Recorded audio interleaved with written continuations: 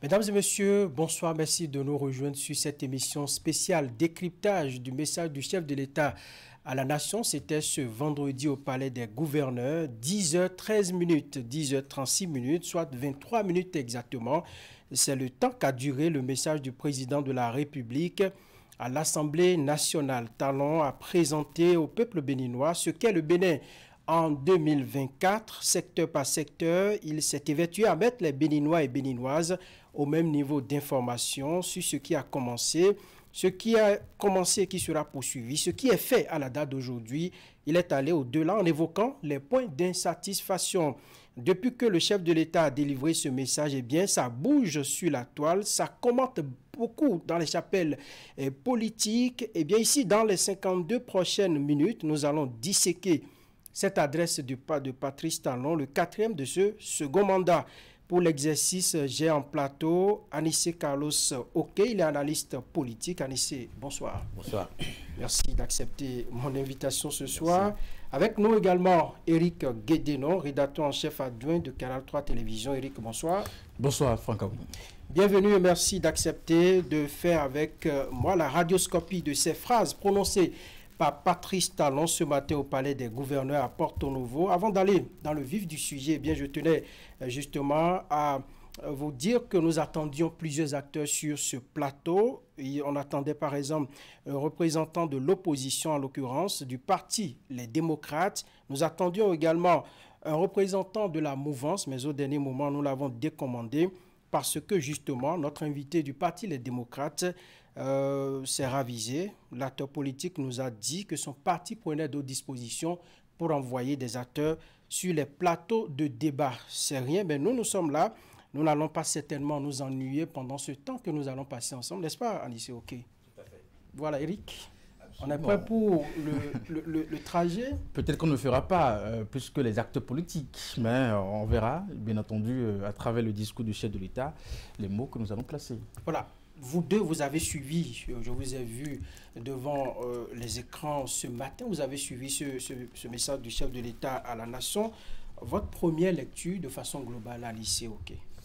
Alors, globalement, j'observe que le chef de l'État a satisfait à une obligation constitutionnelle et qu'il l'a fait dans la bonne forme parce que depuis quelques années, nous sommes habitués à une sorte de ponctualité maniaque.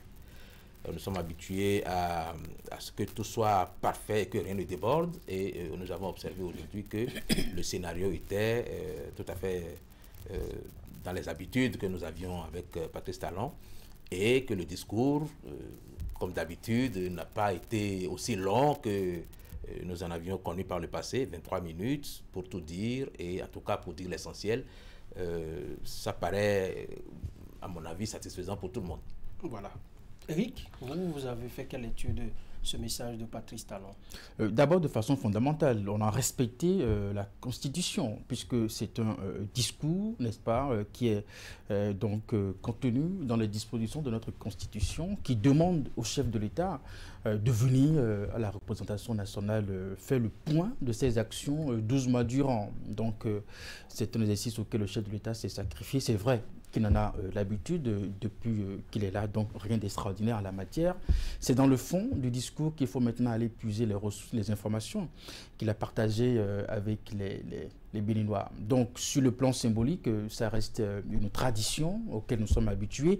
Bien avant Patrice Talon, d'autres chefs de l'État ont pris par là. Ils nous ont habitués à leur forme, n'est-ce pas? Ils nous ont habitués à la façon dont eux-mêmes, ils présentaient véritablement ce bilan. Chacun y met de sa personnalité en la matière. Depuis quelques années, c'est Patrice Talon qui fait l'exercice et nous le voyons toujours ponctuel, régulier dans l'exercice et qui présente un discours qui est discutable dans sa forme et dans son fond. Voilà, dans le fond, nous y viendrons tout à l'heure. Anissé Carlos Oke, 40 minutes, ça c'était en 2023, au même lieu, dans les mêmes conditions, presque 23 minutes en 2024. Est-ce que Patrice Talon s'est essoufflé entre-temps ou il n'avait pas de matière véritablement à présenter aux Béninois? Alors, à mon avis, ce bilan est un peu moins difficile à faire que le bilan précédent. Ah oui? Parce que dans le bilan de 2023, Patrice Talon lui-même avait annoncé qu'il avait eu pas mal de difficultés à boucler l'année parce qu'il y avait un certain nombre de projets qui avaient été préparés pour durer un certain nombre de mois et qu'il y a eu des impondérables qui ont fait qu'il n'a pas pu atteindre les objectifs. Et là, il a pratiquement globalisé dans certains domaines pour la simple raison que tout ce qui est réalisé est visible et qu'il n'a pas besoin de les détailler après avoir envoyé ses ministres faire une tournée gouvernementale et qu'il comprend qu'il se dit qu'aujourd'hui tous les Béninois voient en gros ce qui se fait et qu'il n'a pas besoin de citer ces choses visibles, mais plutôt de mettre l'accent, sur des choses qui ne nous paraissent pas si visibles que ça, mais qui comptent tout autant. Mais alors, qu'est-ce qui vous a retenu? Qu'est-ce qui a retenu votre attention concrètement? Alors concrètement, moi, je dirais que il y a deux choses qui ont retenu mon attention. Oui. D'abord, qu'il a commencé le discours en plantant le décor mondial pour montrer que tout ce qu'il a pu réaliser pendant cette année l'a été dans des conditions où le monde lui-même se portait mal. Le monde se portait mal, il a parlé de la diplomatie, il a parlé même de la démocratie qui était malade d'ailleurs, il a parlé de l'instabilité, il a parlé de l'économie mondiale qui était en souffrance. Et c'est dans ce contexte-là qu'au lieu de reculer, au lieu de stagner, le Bénin a avancé. Et ça, c'était important de planter ce décor pour que nous puissions savoir en réalité que ce qui s'est fait en 2024 a pu être réussi parce que, justement, il y a un élan qui avait été pris depuis 2016. Donc, vous diront que ce qui se passe ailleurs, ça ne nous concerne pas. Nous, c'est notre Bénin. Il faut nous le développer, il faut nous donner à manger, il faut le rendre vivable pour nous. Si. Vous savez que chacun dit les choses par rapport à ce qu'il ressent. Et moi, je comprends que des gens soient impatients et disent de tout ce qui se fait, moi, je n'ai encore rien reçu. Il faut que le président travaille davantage à ce que la prospérité me touche. Et ça, moi, je comprends. Mais le Bénin ne vit pas en autarcie. Le Bénin vit dans un contexte mondial. Et quand on situe les difficultés de ce contexte mondial par rapport aux efforts que le Bénin est en train de réaliser, il faut avouer que quelque part, il y a quand même de la performance parce que ce n'est pas tous les pays qui ont quelque chose de positif à faire prévaloir dans ce contexte-là. Il y en a qui ont véritablement reculé. Il y en a qui sont en difficulté. Il y en a dont la monnaie a complètement chuté. Il y en a qui sont en crise, carrément. Il y en a qui sont véritablement en crise. Et que nous soyons non seulement en train d'évoluer, et que, de façon générale, quoi qu'on puisse dire, notre pays connaisse une sorte de stabilité, et une sorte de cohésion nationale encore. Et ça nécessitait d'être souligné. Et moi, je pense que c'est ce que j'ai retenu fondamentalement de ce que le chef de l'État a dit. Ça, c'était le premier point. Vous avez dit deux points. Le deuxième point, c'est que Patrice Talon lui-même a commencé par faire le bilan de ce qui a le moins marché. Il a commencé par ce qui fâche. Et il a reconnu que la lutte contre le terrorisme n'était pas un véritable succès parce que l'armée béninoise continue de payer une rançon en vie humaine à ce combat, même si au passage, et pour la première fois, il a semblé dire que c'est parce que certains pays voisins ne font pas ce qu'ils ont à faire et que les terroristes sont libres de circuler dans ces pays-là que nous continuons d'avoir quelques difficultés. Et quand on se projette dans un passé où récemment encore les gens pensaient que c'est le Bénin qui était le pays qui abritait des bases militaires, qui formait des terrorismes pour les déployer ensuite sur les autres pays, il faut avouer que c'est un discours un peu révolutionnaire par rapport à cette période-là, où le Bénin ne se sent même plus en mesure de s'expliquer, obligé de s'expliquer de ce qui se passe du point de vue du terrorisme, mais va jusqu'à avancer que s'il y a des problèmes, c'est parce qu'ailleurs, les gens font moins que nous. Et ça, c'est important. Même si l'armée béninoise et la population béninoise est de temps en temps endeuillée, ça ne peut pas couvrir les insuffisances que nous avons. Et le président a dit qu'il y avait un certain nombre de mesures qui sont prises pour que nous allions plus loin.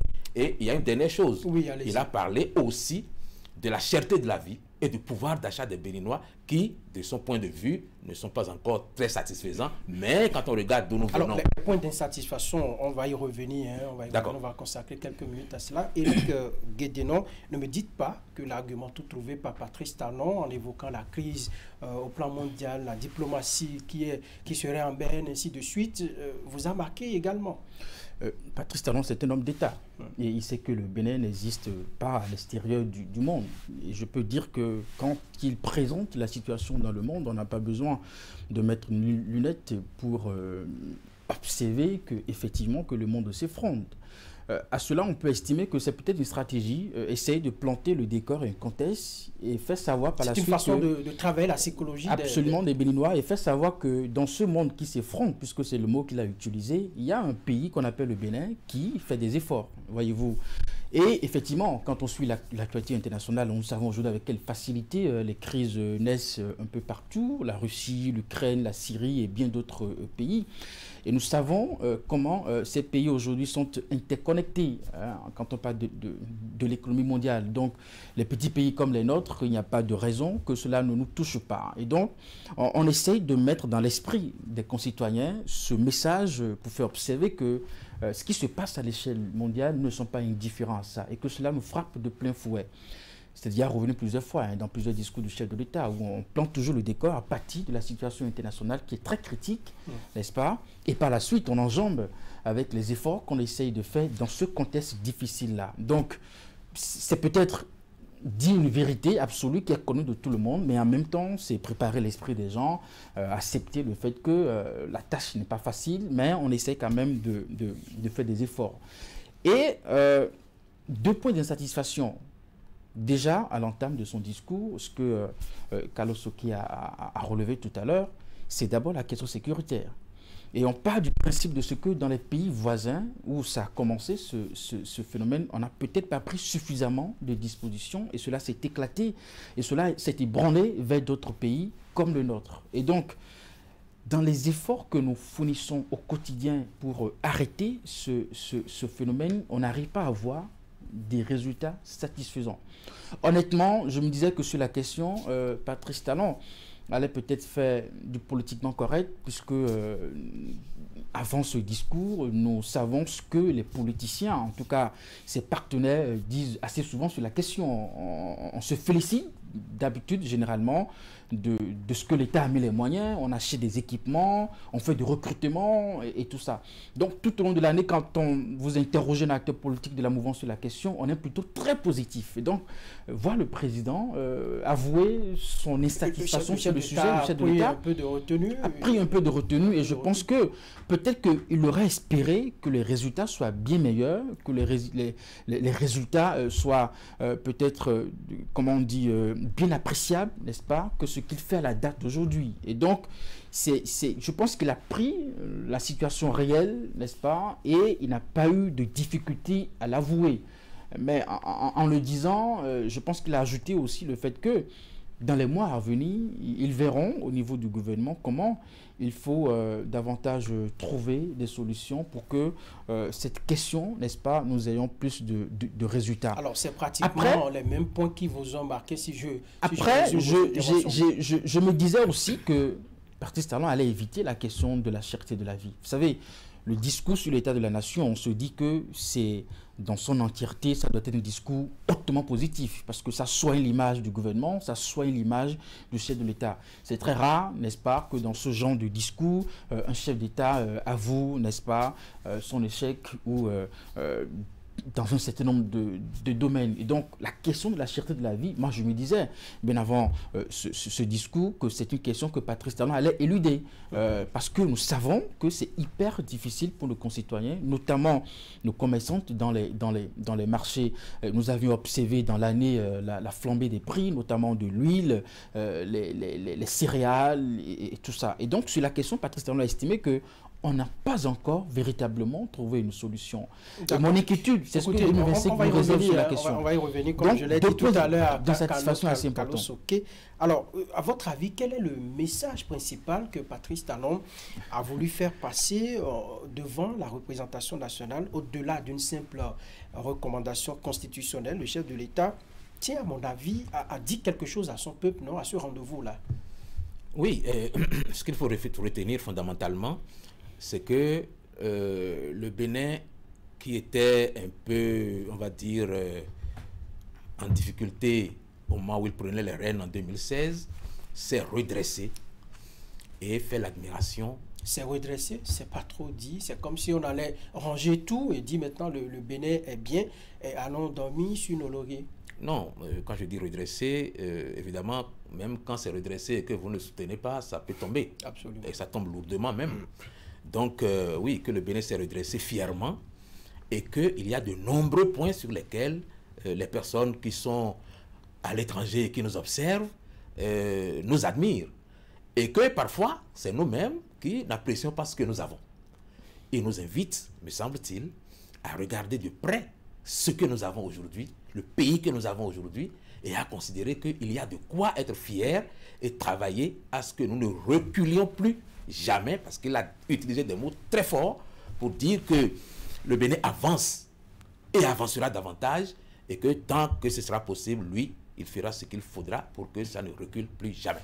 Avant de faire la question à Eric, êtes-vous satisfait de ce que vous avez entendu en 23 minutes? Non, on ne pourrait pas être satisfait d'un discours du chef de l'État parce que il y a beaucoup de points d'insatisfaction que lui, il n'a pas abordés dans son discours. Il a abordé les points qui, de son point de vue, paraissent pouvoir être abordés en telles circonstances, mais il y a beaucoup d'autres points d'insatisfaction. Ce qu'il a peut-être dit pour compenser cela, c'est que nous venons de loin et que pour l'instant, nous ne pouvions pas penser que nous aurions tout ce dont nous rêvions et que nous pouvons considérer qu'à partir du moment où nous mettons un pas après l'autre, nous y arriverons, mais dans la patience, dans le travail et dans l'abnégation. Eric, à vous, qu'est-ce qui... Je pense que le principal message que Patrice Talon a souhaité partager avec ses concitoyens, c'est ce qu'elle a dit dans le pied de son discours. Et vous verrez que jusqu'après le discours sur les réseaux sociaux, c'est cette partie-là qui a vraiment captivé l'attention. Voilà, un discours purement politique, avec un ton ferme et même le visage qui a carrément changé. Parce que quand je prends dans le ventre de son discours, les secteurs qu'il a évoqués, l'année passée, on a parlé de l'électricité, on a parlé de l'eau, on a parlé des grands chantiers, on a parlé de la santé, de l'agriculture. Et donc, c'est peut-être que dans ces secteurs, le gouvernement a intensifié ses actions. Mais ce qui tranche véritablement ce discours avec ce que nous avons entendu l'année passée, c'est ce que Patrice Talon a dit justement à la fin de son discours. Alors, pour les acteurs politiques, je me demande comment on accueille ça. Fini, c'est vrai que le seul peut nous dire à qui il s'adressait véritablement. En face de lui, il avait les acteurs politiques. Nous parlons de l'Assemblée nationale, vous avez les députés de l'opposition, vous avez les députés de la mouvance. Et quand je pars de ce que nous avons, comment on dit, observé ces derniers jours comme tentative a priori, Eric, vous avez... A priori, les mouvements n'ont pas de problème avec ce qu'a dit le chef de l'État. Parce en fin de compte, on les a vus applaudis plusieurs fois. Je n'irai pas jusque là-bas. Vous savez, les acteurs qui sont aujourd'hui devant la justice dans ce dossier de tentative de coup d'État, ce sont des acteurs de la mouvance. Peut-être aussi que ce pied de son discours était orienté vers des acteurs de son propre camp qu'il a peut-être réussi à identifier avec le temps, dont on ne nous parlera peut-être jamais, qui peut-être l'arrive à identifier facilement au sein de l'Assemblée nationale, qui ne nous dit pas qu'au sein de l'Assemblée nationale, il y a des députés qui appréciaient le fait que la transition soit peut-être forcée ou qu'on était pressé, n'est-ce pas, d'attendre 2026 et que voilà, il fallait tenter un coup de force. Donc peut-être que lui, il le sait. Et il ne nous dira pas qu'il parle à tel député, à tel député, mais toujours est-il que dans l'esprit de chaque député, je pense que chacun ce soir fera le point à son niveau. Alors est-ce que vous êtes satisfait de ce que vous avez entendu? Non, parce que moi je m'attendais à ce que Patrice Talon nous donne une suite de cette médiation que les anciens chefs d'État ont commencé sur le dossier du Niger. vous verrez que depuis il en a suffisamment parlé. Vous verrez que depuis il en a suffisamment parlé. Déjà, depuis le dernier point qu'on nous a fait, au retour des anciens chefs d'État, silence sur radio. Il y a eu l'ambassadeur du Niger qui a été nommé, l'ambassadeur du Bénin aussi qui a été nommé. Après, nous ne savons pas, à la date d'aujourd'hui, cette médiation est à quel niveau et comment on multiplie les efforts pour que du côté du Niger, on ouvre enfin la frontière. Ou finalement, il faut admettre que c'est un échec de la diplomatie et que la situation va rester véritablement comme ça. Donc je m'attendais à ce que, et nous savons combien nous perdons beaucoup d'argent dans cette affaire. Nous savons dans quelle situation se trouve notre port. Donc je me disais que quelque part, Patrice Talon allait sans doute donner une suite à ses concitoyens sur ce dossier du Niger. Voilà. Écoutez, nous allons aller secteur par secteur, du moins les morceaux choisis par le chef de l'État dans son discours. Mais avant, nous allons suivre un extrait de ce discours que j'ai voulu bien ramener dans cette émission pour que nous nous rafraîchissions un peu la mémoire. On revient juste après pour la suite du débat. Le Bénin, notre pays, a trouvé son chemin. Et cela est irréversible. Peu importe l'opinion et le souhait des nostalgiques en quête d'un retour à notre passé honteux.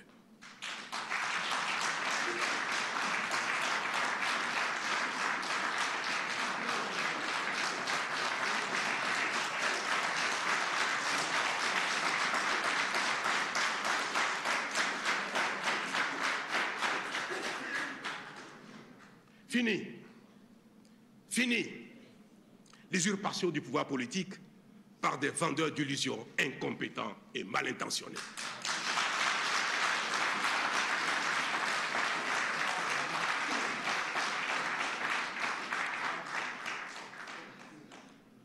Aucune supplication, aucun râlement, aucune menace ne nous fera reculer.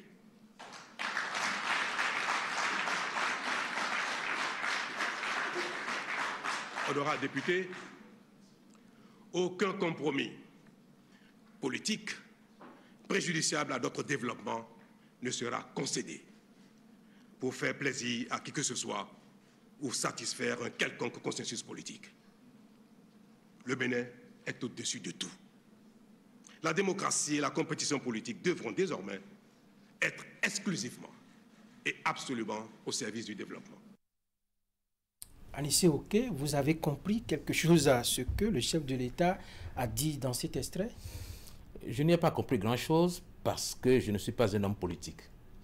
Mais je suppose que ceux à qui il s'adressait ont parfaitement perçu le message qui, dans son ensemble, nous donne le sentiment qu'il y a un certain nombre de personnes ou de personnalités qui utilisent des moyens pas tout à fait acceptables, pas tout à fait acceptables pour faire pression, pour obliger à la compromission ou à un compromis. Après 8 ans, il y a encore du chantage politique lorsque nous sommes en fin de mandat, oui, les passions s'exacerbent. Et même si en surface, nous ne voyons rien du tout, il y a beaucoup de remous, sans aucun doute, on va dire en dessous. Et c'est de ça que le chef de l'État parle, parce que de sa position, il a des informations que vous et moi n'avons pas. Il est clair que Patrice Talon est sorti de ses gonds. Il est clair que Patrice Talon a voulu taper du poing sur la table pour dire à un certain nombre de personnes, quoi que vous fassiez, vous n'obtiendrez pas gain de cause. Oui, mais il peut rassembler sa famille politique et le leur dire dans un coin, non? Il s'adresse à la nation béninoise. Et ce qu'il disait, il ne le disait pas qu'aux députés qui étaient dans l'hémicycle. Il parlait à la nation béninoise. Parce que, de toute façon, c'est la nation béninoise qui est représentée à l'Assemblée nationale. Et naturellement, le discours que le chef de l'État fait devant la représentation nationale est largement popularisé. Donc, ce que disait Patrice Talon, il le disait peut-être à des acteurs politiques, mais il le disait peut-être aussi, très certainement d'ailleurs, aux Béninois, qu'il avertissait de ce qu'il y avait un certain nombre de choses qui risquaient de créer des frictions ou en tout cas des petits problèmes, et que lui, il ne se laissera pas faire parce qu'il a pris un cap et il fait prendre ce cap au pays, et que rien, mais absolument rien, ne fera changer de cap à son gouvernement et au pays. Donc c'est ce qu'il a semblé dire. Je pense que le discours qu'il a fait aujourd'hui est le discours le plus incisif qu'il ait jamais fait depuis qu'il est au pouvoir, depuis 2016. Incisif dans quel sens? Incisif dans ce sens que cette fois-ci, il abat les cartes et il regarde certaines personnes en face pour leur dire: je vois clair dans votre jeu, ça ne marchera pas. Comptez sur moi, ça ne marchera pas. Et quand il dit ça, c'est que certainement dans les jours à venir, nous verrons dans la démarche du chef de l'État qu'il y a un certain nombre de décisions qui sont en train d'être prises pour montrer à ceux qui peut-être en doutent encore que la situation est parfaitement maîtrisée. Ça veut dire que ce qui se dit en sourdine, on dit que lors des réunions du chef de l'État, il y a certaines questions sur lesquelles, pardon, il ne lésine pas, il dit droit dans les yeux à ces politiques: écoutez, on ne retournera plus dans les pratiques auxquelles on était habitué. Ça veut dire que ça se confirme, ces rumeurs. En tout cas, ce que je comprends, c'est qu'il y a des personnes qui travaillent à ce que nous retournions dans un passé que Patrice Talon qualifie de honteux. Honteux parce que dans ce passé-là, nous faisions la grève et nous faisions valider une année scolaire avec 3 mois. Nous faisions la grève et nous laissions mourir des personnes à l'hôpital. Dans ce passé-là, nous avions des partis politiques qui étaient en nombre plus grand que les communes que nous avons dans le pays. Nous avions des partis qui étaient claniques, qui étaient des partis de famille, qui étaient des partis de village. Et la réforme que Patrice Talon a pu faire dans ce domaine-là a créé de nombreux problèmes qui se sont traduits par des frictions que nous avons connues au cours des élections législatives dernières, au cours de l'élection présidentielle dernière. Et il y a certainement dans la stratégie de certaines personnes, on va dire, des objectifs qui nous ramènent à ce passé-là, parce que il y avait des pratiques, il y avait des facilités d'argent dans ce passé-là que certains ont bien envie de retrouver. Et c'est précisément par rapport à ça que Patrice Talon dit que le Bénin a désormais pris un nouveau cap et que quoi qu'on fasse, il n'y aura pas de retour en arrière. C'est assez incisif, comme je le disais tantôt, parce que ça veut dire, et ça suppose très clairement, qu'il prend des dispositions pour que ceux qui sont les tenants du désordre ne puissent pas obtenir gain de cause. Parce que je suppose qu'un mouvement politique ou une action politique menée dans les règles et en suivant la loi ne peut pas être réprimandé, ne peut pas être réprimé. Donc, c'est certainement une série d'actions pas très légales qui ont été portées à la connaissance du chef de l'État et qui lui font tenir ce genre de discours. Éric Guédénon, j'ai lu sur Facebook, quand on a partagé cet extrait-là du chef de l'État, un citoyen très jeune, hein, je l'ai vu, c'est quelqu'un qui est dans la fleur de l'âge, qui dit, mais écoutez, quelqu'un qui est en fin de mandat peut-il tenir de tels propos? Absolument, c'est vrai que cette poisson de phrase a soulevé beaucoup de commentaires et beaucoup d'analyses. On estime que Patrice Talon a utilisé un ton menaçant et ce n'est pas bien pour un chef d'État qui est en train de finir son mandat. L'appréciation que je fais, c'est que, vous savez, je m'en vais, mais ce n'est pas pour ça que la pagaille va s'installer.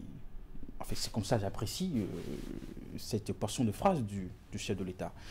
Parce qu'il estime déjà que dans la conscience collective, c'est que quand on a un chef d'État qui est en train de finir son mandat, on a le retour des menaces, on a le retour du clientélisme politique, on a le retour de bien d'autres vices, du chantage et tout, de l'indiscipline politique et bien de choses. Alors lui, il estime que ça ne va pas se faire avec lui. Et c'est d'ailleurs pour ça qu'en le disant, il est ferme là-dessus.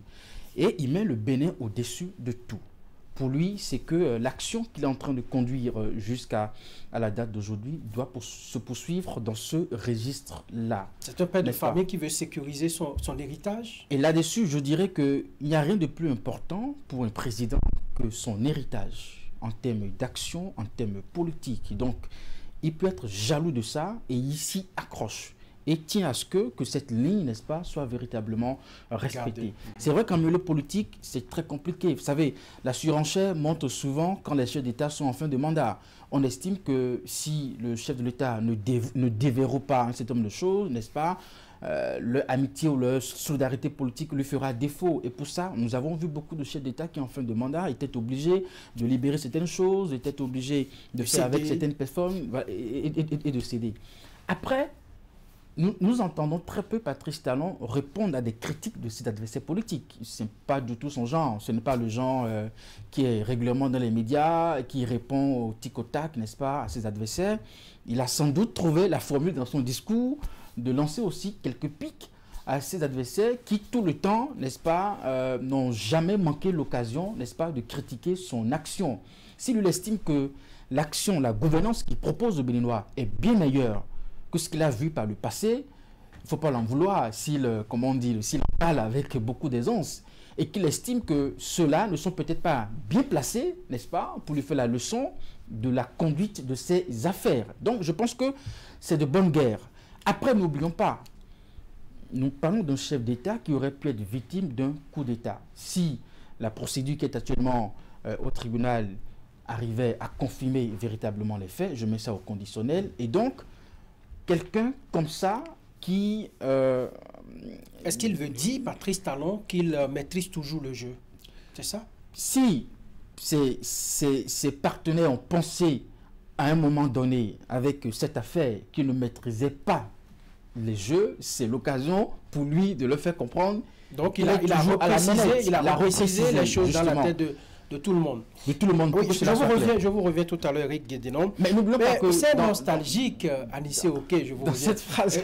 Anissé Oké, c'est nostalgique dont parle Patrice Talon avec ce ton-là. Mieux, il a parlé d'un passé honteux. Vous avez commencé par le dire.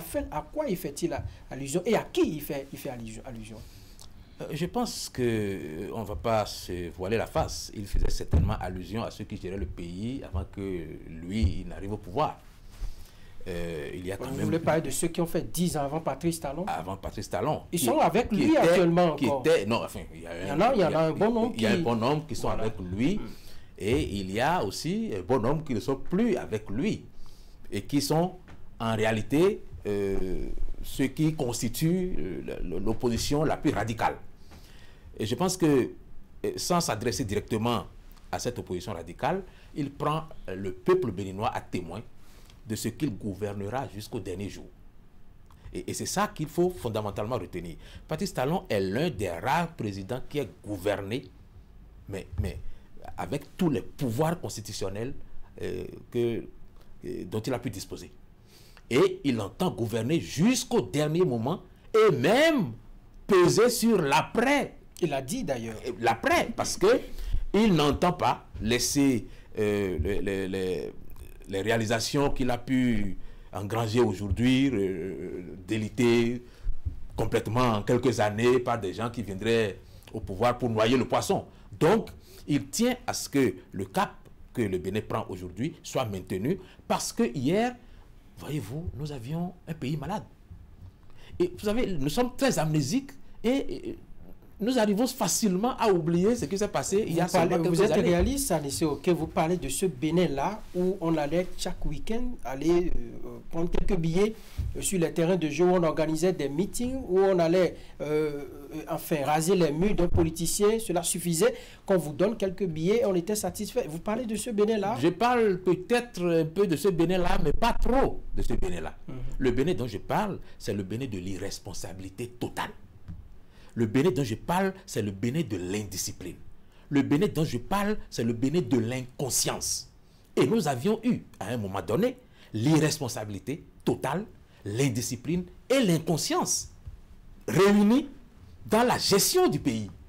Et aujourd'hui, on peut dire que Patrice Talon ne comble pas les attentes. Et d'ailleurs, moi je pense que même si Dieu le Père venait diriger le Bénin aujourd'hui, il ne pourrait pas donner satisfaction sur tous les plans. Donc, il fait peut-être ce qu'il peut, mais le peu qu'il fait, il estime que c'est une avancée et qu'on ne doit plus revenir parce que les échos que nous-mêmes nous avons, pour être tout à fait honnête, plus personne ne traite le Bénin comme un enfant malade.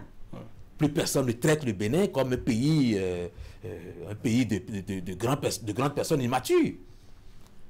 De grandes personnes immatures qui étaient dans la rue tous les jours pour réclamer quelque chose, qui étaient tout le temps dans les sittings, qui étaient tout le temps dans les meetings et qui abandonnaient le travail. Mais à quel moment on engrange des dividendes lorsqu'on ne travaille pas? Lorsque les enfants vont à l'école 3 mois dans l'année, lorsque les gens meurent à l'hôpital, à quel moment on obtient quelque chose lorsque, quand il y a 40 millions de francs en jeu, il n'y a que 2 millions qui entrent dans les caisses de l'État et 38 millions dans les poches des gens. Alors, vous voyez, dans ce pays-là, des gens ont pu être très heureux. Mais en même temps, il y a manifestement un avenir sombre qui nous attendait. Au détriment des caisses de l'État. Naturellement. Et donc aujourd'hui, il y a des personnes qui sont restées inconsolables parce que cette période-là, c'était la période des vaches grasses et cette période-là était véritablement la période au cours de laquelle certaines personnes ont pu briller en société et ne se consolent pas du tout parce que en réalité, ils n'ont pas de mérite particulier à jouir des avantages qu'ils avaient, des privilèges qu'ils avaient, en dehors du fait que et ils ne s'attendaient pas à ce que les choses s'estompent de cette façon. Et on peut comprendre que ces personnes-là travaillent à revenir à l'ordre ancien pour retrouver des privilèges perdus sur lesquels ils pleurent. Et donc, je pense que Patrice Talon essaye de dire à toutes ces personnes-là que ça ne va pas être possible et que d'ailleurs, la dévolution du pouvoir se fera par un scrutin bien organisé qui tiendra compte du Bénin et des intérêts du Bénin. Oui, mais est-ce que cela ne va pas valoir à Patrice Talon, disons au plan politique, quelques soucis, quelques ennuis, lorsqu'on sait qu'au dernier jour du mandat d'un président de la République, il est difficile de garder les gens dans les rangs? C'est peut-être un risque qu'il prend et qu'il a sans doute mesuré avant d'utiliser ces mots. Mais avant, nous connaissons Patrice Talon pour ses mots durs quand il apprécie un fait ou une situation. Nous savons que son franc-parler peut être blessant pour quelqu'un qui ne supporte pas la vérité. Mais quand on y voit de plus près, vous savez, nous parlons d'un chef d'État qui, depuis 2016, s'efforce, selon sa compréhension, à apporter du neuf, à faire des réformes, des plus dures. Il a estimé que ces réformes, on aurait pu les faire par le passé, mais on n'a pas eu le courage véritablement de les faire. Et donc, pour lui, ça a du sens que dans ce contexte-là, que tout ce qui vient de se passer, n'est-ce pas, que ce soit politicien ou acteur de la société civile, n'est-ce pas, on ne prend pas le temps de voir d'où nous sommes partis, n'est-ce pas, pour avoir véritablement ces résultats. Honteux, le mot est peut-être fort, mais par le passé, le Bénin n'était pas qualifié comme premier pays propre de l'Afrique de l'Ouest, c'est 5e en Afrique. On n'avait pas ce résultat par le passé. Donc, si aujourd'hui nous avons ce résultat, c'est que quelque part, on y a travaillé pour avoir ce résultat. On savait Cotonou qui était dans les ordures, un peu partout, même à quelques encablures de la présidence, on voyait bien l'image que Cotonou présentait.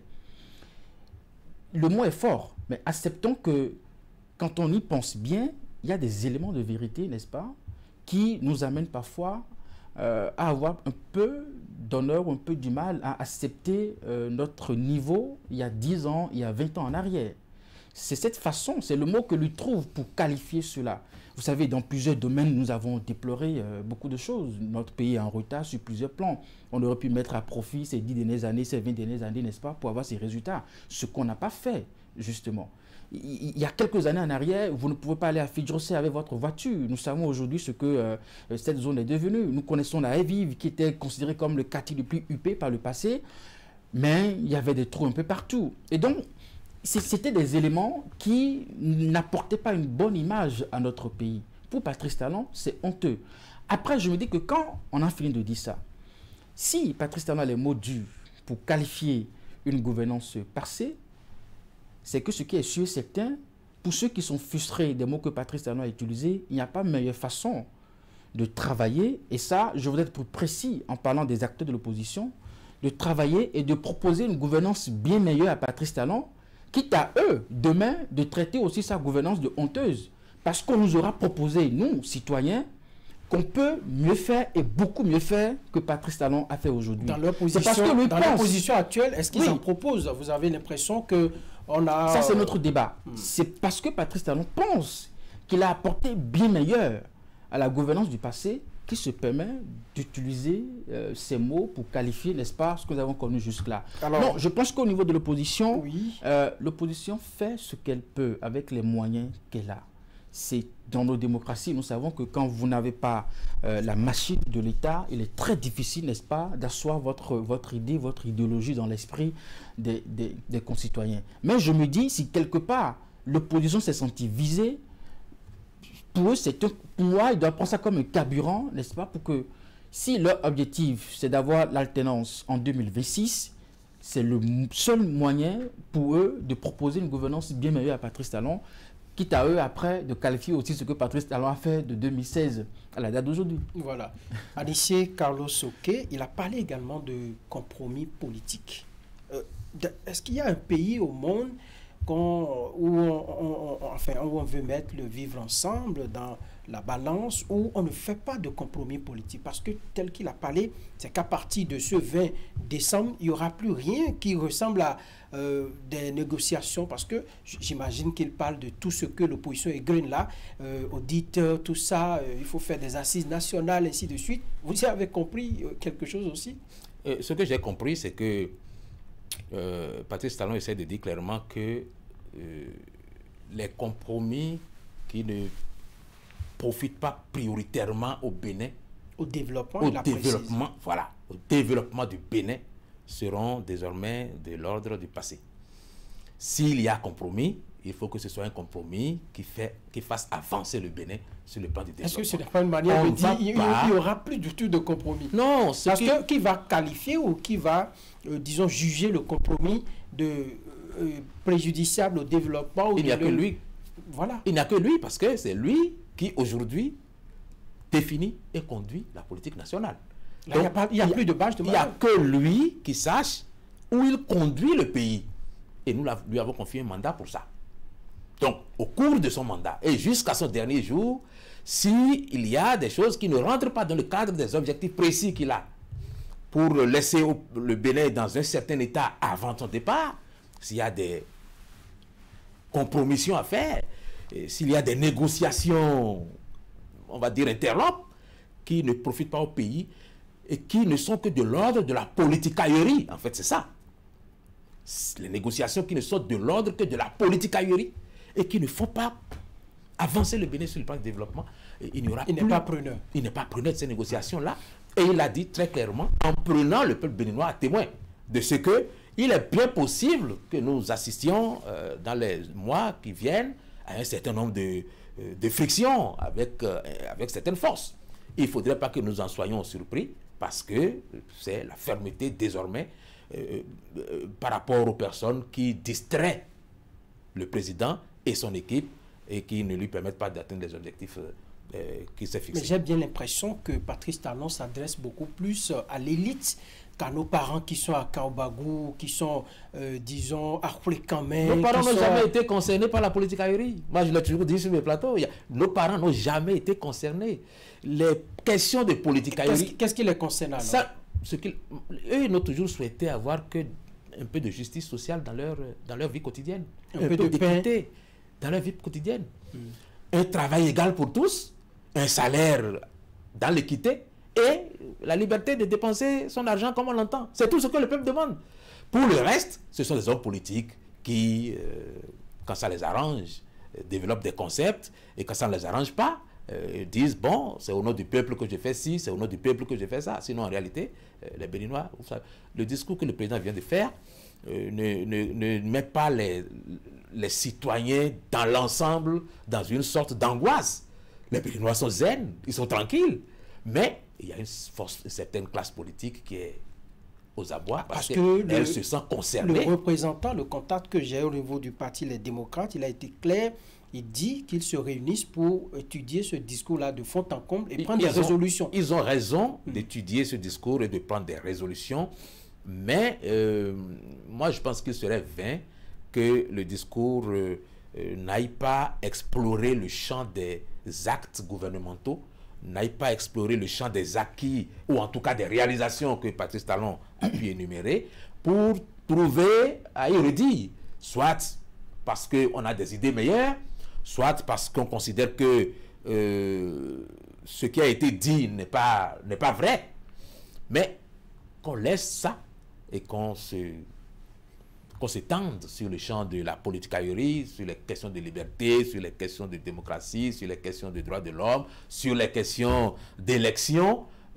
Ça, c'est de la distraction. Et je pense que par le passé, ça fait partie de ces choses-là qui ont agacé Boni Yayi au point où il a dit que cette démocratie-là, vraiment, c'était du Nescafé. Oui. Eric, nous allons écouter quelques citoyens tout à l'heure avec nos reporters qui sont allés tendre les micros à certains acteurs politiques. Oui, sur le compromis et le consensus dont a parlé Patrice Talon, je pense que c'est assez important. Vous savez, la plupart du temps, qu'est-ce que nos politiciens ils font? Parce qu'on est politicien et qu'on se dit que dans cette démocratie, on a besoin de compromis, de consensus, oui.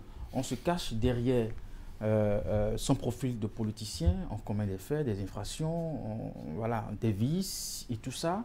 Et on s'attend à ce qu'il y ait un compromis et un consensus. Et au cours d'une réunion, voilà, dialogue, voilà, on s'entend et puis ça passe. Ça, c'est dangereux.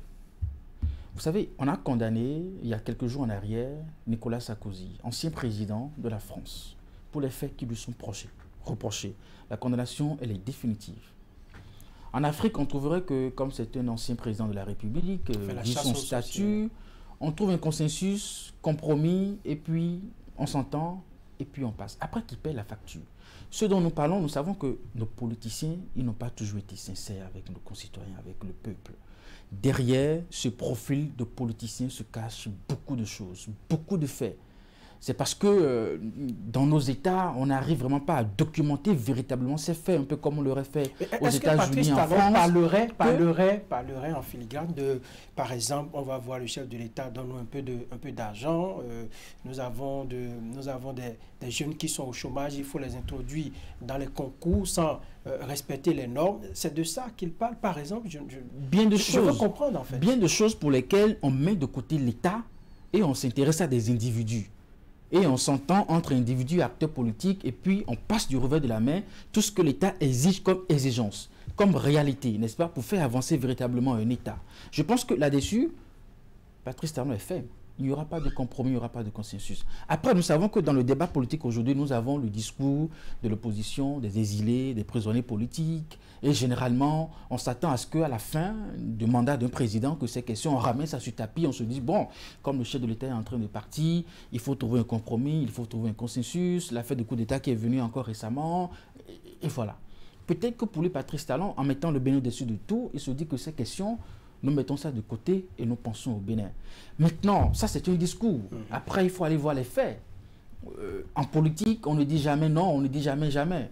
Est-ce qu'en le disant, Patrice Talon peut vraiment tenir jusqu'à la fin de son mandat? Préjudiciable au développement. Jusqu'à la fin de son mandat, ça c'est un gros défi. Nous allons, chers téléspectateurs, écouter quelques citoyens avec la complicité de la technique. Nous allons écouter quelques citoyens qui se sont prêtés à nos questions, qui ont apprécié ce discours du président Patrice Talon. Il a dit qu'il a mis beaucoup d'argent. Et c'est vrai que le budget est voté. Et dans ce budget, la formation professionnelle est de mise. Et quand il y a une formation professionnelle dans un pays, tout le pays travaille. Et vous devez comprendre, comme le discours n'est pas long, celui qui travaille ne bavarde pas. Et c'est d'ailleurs pour ça, il a même dit, même si on ne mange pas la route, c'est du développement. Et aujourd'hui, nous ne pouvons plus avoir des gens, des vendeurs d'illusions. Ceux qui passent dans les quartiers, je suis chef au fond, je suis président de ci, et ils vendent des illusions au peuple. La politique doit être au service du développement. Il faut dire quand même que c'est un point très succinct et que moi j'ai vraiment apprécié parce qu'il y a des axes sur lesquels je l'attendais et effectivement j'ai été très satisfait. J'ai pu retenir 3 éléments majeurs dans ce discours, qui était que le président est revenu sur l'aspect sécurité du pays. Ça me tenait vraiment à cœur. Je savais que nous sommes des acteurs du génie rural. Nous travaillons un peu partout dans le pays et je suis quand même sensible, un grand observateur de cet aspect et ça me tient vraiment à cœur. Et j'ai été très sidéré par le discours du chef de l'État qui, dans son adresse à la nation, a vraiment commencé par ce point et nous a dit ce qui est fait, comment nos forces de l'ordre et de sécurité sont à pied d'œuvre pour quand même contenir ces menaces que nous avons de plus en plus vers notre frontière et nous a promis que des moyens de plus en plus conséquents seront alloués à nos forces de l'ordre pour pouvoir contenir ça. Parce qu'aujourd'hui nous parlons de développement, c'est parce que nous sommes en paix. Et pour moi c'est un point très capital et si le chef de l'État était passé à cause de ce point sans nous dire ce qui se fait et pour que nous soyons de plus en plus en sécurité, je me dirais quand même qu'il y a quand même quelque chose qui a manqué dans son discours. Et je pense que le discours que le président a livré, c'est un discours clair, beau et limpide. Il place la nation au centre du développement. Tout ce qu'il fait, c'est pour la nation. Et il ne fléchit aucun obstacle pour réaliser ce que la nation veut. Pas l'individu, ce que la nation veut. C'est très important. Et c'est un discours opportun. Le peuple attend ça. C'est un discours qui dit ce que c'est que l'éducation. Ce que l'éducation va nous apporter demain. Parce qu'aujourd'hui, nous sommes là. Demain, il faut former le cadre pour être compétent. Parce que si on veut détruire le pays, il suffit de former des gens médiocres. Donc, il refuse la médiocrité. Il faut doter le peuple des cadres compétents, des cadres prêts à véritablement travailler pour la beauté de la nation. Il faut dire, nous avons eu du mal à voir des opposants qui se prononcent, même les citoyens dans la rue. On dit qu'ils n'avaient pas encore bien suivi ce discours du chef de l'État qui est passé à 10 heures. C'est un moment où c'est une heure de pointe où les populations vaquent à leurs occupations. Sur la question de la lutte contre le terrorisme, est-ce que ce n'est pas un aveu d'échec de la politique de lutte contre ce mal-là? Lorsque Patrice Talon vient dire que vient énumérer cela comme un point d'insatisfaction à Anissé Oké. Un point de satisfaction n'est pas forcément un échec. Il aurait voulu bien faire plus que ça.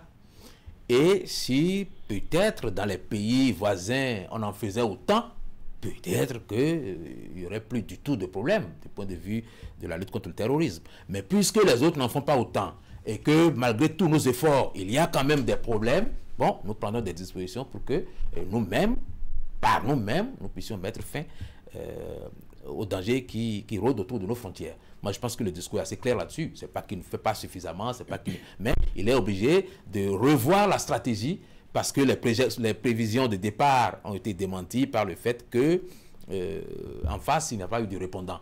Bon, donc je pense que de ce point de vue-là, ce qu'il dit n'est pas un aveu d'échec, mais plutôt la volonté d'aller plus loin en constatant d'une honnêteté de la situation. Exactement. C'est de l'honnêteté intellectuelle parce que là, il constate que les résultats attendus n'ont pas été véritablement obtenus, mais à partir du moment où on a fait ce constat, des dispositions sont prises pour aller plus loin en recrutant des hommes et en ayant plus de matériel. Cherté de la vie, Éric Guédenon, tout le monde sait ce que nous vivons, puisque c'est au quotidien que nous sommes dans ces difficultés. Mais j'ai l'impression qu'en suivant le chef de l'État, qu'il a pris simplement la peine de nous rappeler la situation. On n'a pas vu dans le discours des mesures hardies, des mesures fortes qui sont prises pour nous alléger la peine que nous subissons du fait de la cherté de la vie. Oui, en évoquant comme insatisfaction, Patrice Talon n'a pas donné feu de route sur comment il faut soutenir les Béninois pour les 12 prochains mois qui vont s'enchaîner. Toujours est-il que une chose est de prononcer un discours, d'évoquer des insatisfactions, mais après nous savons que le gouvernement va continuer véritablement par travailler. Pour l'avoir dit dans son discours, peut-être que... Qu'est-ce que vous en savez? Vous faites avocat du gouvernement? Non, je me dis qu'au moins... C'est une occasion pour le dire. Et le chef de l'État et les membres du gouvernement vont pas rentrer chez eux et dire qu'on a fini de travailler. La gestion du pays continue. Donc quand on a dit son insatisfaction dans un discours, la logique voudrait qu'après ce discours, n'est-ce pas, on puisse retrousser ses manches avec les membres de son gouvernement pour que des solutions soient trouvées, pour que l'année prochaine, par exemple, pour le même exercice du discours sur l'état de la nation, on ne reviendra pas nous dire encore que sur la question de la cherté de la vie, on est toujours insatisfait. On aura quand même noté qu'après l'avoir dit cette année, Patrice Talon a davantage réuni les membres de son gouvernement pour qu'au niveau de chaque secteur, n'est-ce pas, on puisse trouver des solutions pour soulager la peine de nos concitoyens. Dans ce même discours, Patrice Talon a parlé du réseau routier qui est suffisamment développé et pour lequel les citoyens précisent ou insistent sur le fait que nous voulons des routes, mais nous voulons de cette qualité-là. Et cela a fait, comme on dit, à amener les députés à applaudir. Après, sur les réseaux sociaux, vous savez, on a ramené les propos du chef de l'État en 2016 où il avait bloqué les financements de l'ancien régime, plus de 1000 milliards qu'on s'apprêtait à mettre dans le développement du réseau routier, comme pour dire un paradoxe, une contradiction du chef de l'État qui ravale sa vomissure. Est-ce qu'il voulait s'assurer peut-être de la qualité de ce qui se faisait si les appels d'offres ou le choix des entreprises se faisait, disons, comme dans une épicerie qui ne le convainquait pas? D'abord, sur la question, il avait des arguments, il avait des motifs. Non, d'abord sur la question, j'évoquais là les faits.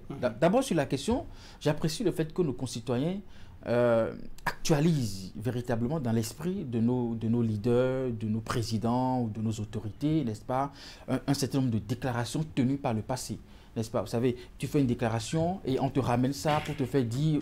Alors, cela amène nos leaders à savoir véritablement ce qu'il faut dire dans toutes les situations. Après, pour ma part, j'estime que quand aujourd'hui on développe le réseau routier, il faut voir ce qui se fait à côté de ça. Quand, par le passé, on était prêt à investir plus de 1000 milliards, on n'avait pas modernisé les marchés, par exemple, pour nos bandes d'âmes à Cotonou. On n'avait pas développé le tissu industriel. Donc, aujourd'hui, on développe à la fois...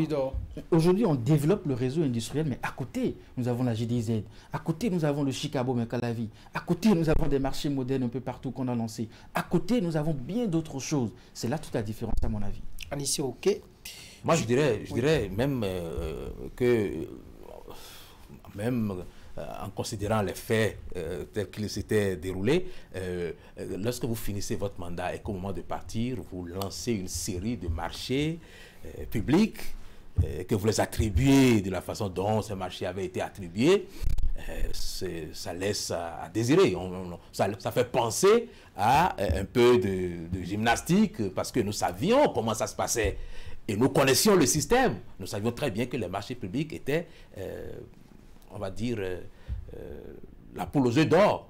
Donc, quand on attend la fin du mandat pour accumuler les marchés publics et les lancer comme ça, c'est qu'il y a anguille sous roche. Maintenant, pour en revenir à la cherté de la vie, moi je pense que Patrice Talon a été assez clair. Ça ne se passera pas par miracle. Ce n'est pas du jour au lendemain que ça va finir. Il a défini ça comme un objectif final. La satisfaction de nos pouvoirs d'achat, la suffisance de notre pouvoir d'achat est un objectif final. Et il n'a pas manqué de dire que pour y arriver, il y a d'abord les sacrifices à consentir et que nous sommes dans les sacrifices et que ça peut durer un temps après lequel nous allons commencer à engranger des dividendes et avoir du soulagement par rapport au coût de la vie. Donc, il faut que ce soit clair pour chacun qu'on ne va pas injecter de l'argent dans le circuit pour que tout le monde ait des soulagements du jour au lendemain, mais il faudra travailler patiemment dans le sacrifice, dans les difficultés pendant un certain nombre d'années avant que nous commencions par engranger parce qu'on ne peut pas distribuer ce qu'on n'a pas produit. Il y a une sorte d'honnêteté là aussi qu'il faut saluer. Quelques questions à la 642. Le ton gardé par Patrice Talon à un moment donné, on a vu qu'il est devenu tout sérieux, il est devenu un ton légèrement menaçant, et ainsi de suite. Qu'est-ce qui peut justifier cela? Rapidement, en quelques secondes. Patrice Talon gouverne. Et ça nous a manqué dans ce pays pendant longtemps. Et c'est pour ça que lorsque vous avez des débats avec des personnes, des personnes qui critiquent vertement Patrice Talon, ils finissent toujours à la fin par vous dire, mais soyons honnêtes, il nous fallait ce président-là. Ça veut dire que nous étions tous d'accord qu'il y avait un désordre majeur qui s'était installé dans le pays et qu'il fallait quelqu'un qui ait de la poigne pour corriger tout ça. Ce ton Qu'est-ce que ça vaut? On peut bien justifier. En quelques secondes. Même si on peut se permettre que le ton est menaçant, ce ne sera pas la première fois que nous avons vu un chef de l'État dans une situation donnée, n'est-ce pas, augmenter le volume de sa voix. J'ai souvenance des émissions, des discours de Yahibonou face à certaines situations. Il était obligé, n'est-ce pas, de monter le ton de la voix pour dire combien c'est sérieux, combien c'est grave la situation. Ça me fait penser ses propos à l'endroit des douaniers qui lui demandaient une excuse publique. Alors, donc ça peut venir, ça peut arriver. Oui, c'est un humain. Ça arrive. Oui, c'est un humain. Et parfois, pour la gravité de la situation, il faut dire les choses. Je pense qu'ici, Patrice Talon veut davantage réaffirmer sa disponibilité à conduire ses actions telles qu'il a commencé depuis 2016. Merci Éric Guédénon, rédacteur en chef adjoint de Canal 3 Télévision. Anissé Carlos Oké, analyste politique. Merci, mesdames et messieurs, de nous avoir suivis sur cette émission spéciale consacrée au discours sur l'état de la nation. C'était ce matin au Palais des Gouverneurs à Porto Novo. Merci à toute l'équipe de réalisation. On se dit à très bientôt et suivez le reste des programmes de Canal 3 Bénin.